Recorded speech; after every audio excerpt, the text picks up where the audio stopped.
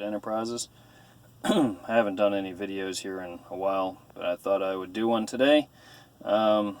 This is basically my frustration with this ELD mandate that the trucking industry is having forced on it right now, which is more than an electronic logging device. As I've been learning more about the law, it's very in-depth, and it's kind of like what the Obamacare healthcare law has basically become. As you start to peel back the layers, you find out all the problems with it and all the crazy things that that are involved. So anyhow, as part of the compliance here with the company, we use Garmin navigation systems, which I think is a good product. And they offer a solution, well, it's supposed to be a solution, to the electronic logging device mandate that is happening December 19th of 2017, where it's mandatory. Everybody, minus there's some exempt older trucks that the computers don't even work with the things that are exempt with it. That's a whole debacle in a self-discussion. So anyhow, lots of problems with this law. So I've got this device, and our previous truck, it has a round port that you plug into the computer. Well, I got these devices, spent a bunch of money on it, and I went to go hook it up today. I thought, well, we'll get the thing running and kind of start going from there and get familiar with it. So I pull it out of the box here. I've got it on my lap here. This is the Garmin device here. You can kind of see it in the bottom of the box.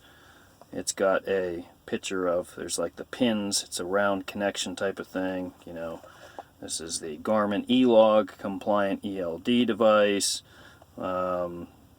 It's supposed to be a fairly simplistic process. You plug this little computer in, and it's, like I said, it's more in depth than an ELD. These little things are basically the government's black box in the truck. They're getting your GPS coordinates. They're getting your speed, logging, odometer, miles, engine hours, all kinds of stuff. It's a black box basically for a semi truck, and it adds a ton of complexity. And the fail-safe, the funny thing is, the fail-safe is still the paper logs. So when it doesn't work, you have to file paperwork with the federal government and go back to what does work, which is paper. And you can buy it for a couple dollars at a truck stop versus hundreds of dollars for these things. And all the electrical, the maintenance, you're opening up your computer system to hackers who can, a lot of companies run these things through cellular phone systems. They network satellite communications. So, this is like opening the door to Pandora's box here, basically, for all kinds of crazy stuff in the trucking industry. And a lot of guys are really kind of holding out that till the last minute, and this is for good reason, in putting these things in because of all the various issues with it that, it's kind of put in this box of, quote, safety. But we all know the crash statistics in the last 2 years, since they've begun the implementation of this law, the phase-in of phase 1 of the ELD mandate. A lot more fleets are using these things, and the crash rates have been going up dramatically in the trucking industry. Dramatically, because there's no tolerance in the device, and there's errors with them. And the problem is, in the company truck, company environment, a lot of the times, it's just there's no tolerance. You can't have any tolerance with that type of stuff because the way that it's structured, the federal government, it's just a disaster to have any sort of violations. So on the electronic device, it's basically making drivers just drive stupid. They're driving really stupid. They're pushing trucks that are governed at 62 miles an hour, trying to get a half mile an hour faster than the next guy, clogging up the highways, and so forth. Just it's being silly because you're pushed against a clock that has no tolerance, and if you're 10 seconds over getting into a place to get parked where you have to take your mandatory break or something like that, it's instant violation, and you lose your job. So there's all kinds of crazy real-world things that are the result of this law. Anyhow, let's get back to the Garmin stuff. So This little device here, the Garmin, I'm going to pull it out of the box here. I'll give you a view of it. Here it is. It is a little simplistic looking, right? This guy's got the pins, all this stuff. There's some cables in here. I guess there's another style of round cable with different pins. That is what these are supposed to be used for in the trucks. The problem is you can't plug it in. This is a 2016 Volvo, and it is all the modern emissions. It's got all the clean idle, all the things you pay extra money for, and it's thousands of dollars for some of these, you know, upgrades like clean idle and stuff like that, and all the new emissions equipment. There's no black smoke that comes out of this truck ever. You can wipe the inside of the exhaust stack and it's cleaner than any gas car out there. It is perfectly clean and shiny on the inside of the exhaust stack. No diesel smell at all.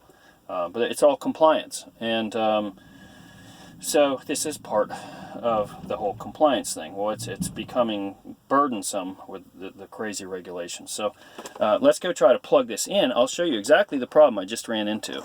So open the door here, I'll show you under the dash. Okay, here we have our device, okay, this round device, electronic logging device. You can already see in the background what we've got here. This is the plug where it's supposed to go. Doesn't take a rocket scientist to figure out you can't put a round peg in a square hole. So, you know, once again, this is another issue with the ELD mandate in the trucking business.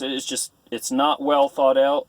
I don't know what I'm going to do now. So this basically leaves me with hundreds of dollars of equipment that were purchased that I can't use, and I've got a compliance deadline coming up in about a month that I have to make it happen. So really, there's a lot of guys that are either leaving the industry or they are simply getting rid of all these, you know, nice clean trucks with all the modern technology and going back to old mechanical trucks that are just, you know, puking smoke all over the place and just a disaster when it comes to like emissions, but they're exempt from the mandate. So they still get to run what works, which is paper, and it's inexpensive. You